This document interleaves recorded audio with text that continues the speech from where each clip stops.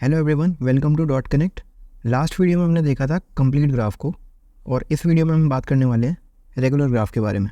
अगर आपने complete graph वाली वीडियो नहीं देखी है, पहले आप उस वीडियो को देख लो सो दैट ये वीडियो आपको अच्छे से समझ आए, क्योंकि लास्ट वीडियो और ये वीडियो काफ़ी हद तक कनेक्टेड है एक दूसरे से।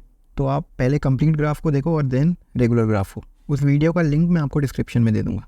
मैथमेटिकली अगर देखें तो रेगुलर ग्राफ का मतलब है कि जो मिनिमम डिग्री होगी हमारी, और जो एवरेज डिग्री होगी एंड जो मैक्सिमम डिग्री होगी, ये तीनों जब इक्वल होंगी आपस में, तब हम बोलेंगे कि वो ग्राफ जो है रेगुलर है।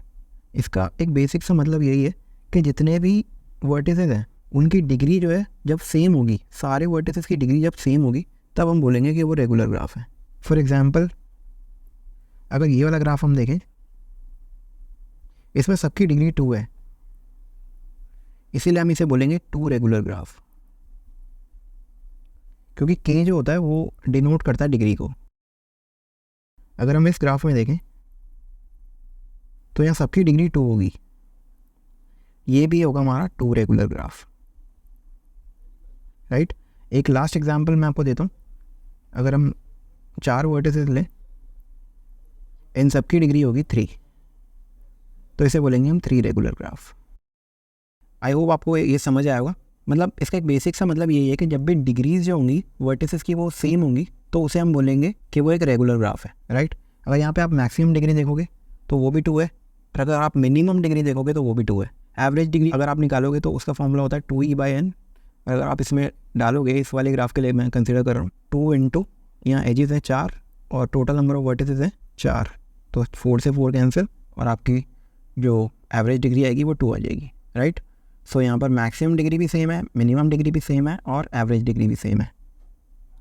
तो अगर डिग्री सेम है सारी वर्टिसेस की, तो इसे हम बोलेंगे के रेगुलर ग्राफ। अब एक बहुत ही इंपॉर्टेंट चीज़ है जो मैं आपको बताना चाहता हूँ, ये एक तरह का रिलेशन है लास्ट वीडियो से, कंप्लीट ग्राफ के साथ इसका एक रिलेशन है। कंप्लीट ग्राफ को हम n-1 रेगुलर ग्राफ भी बोल सकते हैं। और वो क्यों बोल सकते हैं? क्योंकि मैंने आपको लास्ट वीडियो में बताया था कि जितने भी वर्टिसेस होते हैं कंप्लीट ग्राफ के अंदर, वो n-1 होते हैं, सारे ही वर्टिसेस। दैट इज़ वाई इसका मतलब ये भी है कि सारे वर्टिसेस आपस में इक्वल होते हैं, इसीलिए हम n-1 रेगुलर ग्राफ बोल सकते हैं कंप्लीट ग्राफ को। दूसरी चीज़ ये है कि सारे कंप्लीट ग्राफ जो होते हैं वो रेगुलर ग्राफ होते हैं, क्योंकि हर वर्टेक्स की डिग्री सेम होती है, और यही प्रॉपर्टी रेगुलर ग्राफ की भी है कि हमें हर वर्टेक्स की डिग्री सेम चाहिए होती है, और कंप्लीट ग्राफ में भी ऐसा ही होता है। दैट इज़ वाई हम बोल सकते हैं कि जो कंप्लीट ग्राफ होता है वो रेगुलर ग्राफ भी होता है, because in complete graph there are equal degrees. But सारे रेगुलर ग्राफ कभी भी कंप्लीट ग्राफ नहीं हो सकते, कुछ हो सकते हैं बट सारे नहीं हो सकते। एक एग्जाम्पल बहुत होता है पूरे स्टेटमेंट को डिस्ट्रॉय करने के लिए, इसीलिए यहाँ पर जो एक एग्जाम्पल है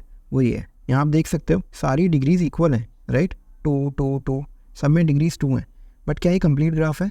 नहीं, क्योंकि जो डिग्री है वो n-1 के इक्वल नहीं है। यहाँ पर जो डिग्री होनी चाहिए थी वो 3 होनी चाहिए थी, जो हमने इस वाले ग्राफ में देखा। ये कंप्लीट ग्राफ भी है और ये रेगुलर ग्राफ भी है, बट ये सिर्फ रेगुलर ग्राफ है, कंप्लीट ग्राफ नहीं है। इसलिए हम बोल सकते हैं कि सारे रेगुलर ग्राफ कंप्लीट नहीं होते, बट सारे कंप्लीट ग्राफ रेगुलर होते हैं। मीन्स कुछ रेगुलर ग्राफ कंप्लीट ग्राफ हो सकते हैं, बट सारे नहीं हो सकते। आई होप आपको रेगुलर ग्राफ का जो कंसेप्ट है वो समझ आया होगा। आप इसका एक स्क्रीनशॉट भी ले सकते हो, मैं इसे रब कर देता हूँ।